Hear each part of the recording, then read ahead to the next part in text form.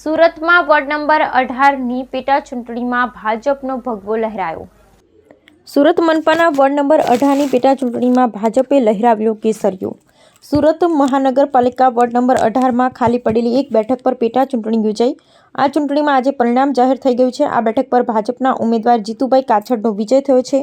તેમનો કુલ 7086 મતોથી વિજય થયો હતો. સુરત મહાનગરપાલિકા વોર્ડ નંબર 18 લિંબાયત પર્વત કુંભારિયાની રવિવારે યોજાયેલી પેટા ચૂંટણીની આજરોજ ગોડાદરા સ્થિત મહર્ષિ આસ્તિક સાર્વજનિક હાઈસ્કૂલ ખાતે મતગણતરી યોજાઈ હતી. આ પેટા ચૂંટણીમાં 93 બૂથ પર કુલ 33,332 મતદારોએ પોતાના મતાધિકારનો ઉપયોગ કર્યો હતો, જેમાં ભાજપના ઉમેદવાર જીતુભાઈ કાછડનો વિજય થયો. 7 રાઉન્ડના અંતે ભાજપના ઉમેદવાર જીતુભાઈ કાછડ 7086 મતે વિજેતા જાહેર થયા.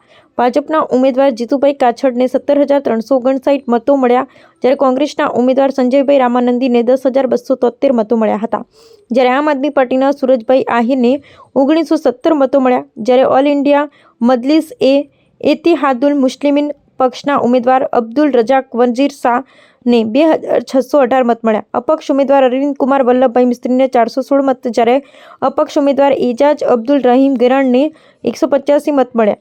તેમાં નોટામાં 564 મત નોંધાયા. 7 રાઉન્ડના અંતે ભાજપના ઉમેદવાર જીતુભાઈ કાછડ 7086 મતે વિજેતા જાહેર થયા. Bureau report Sunil Ganjewala, Surat.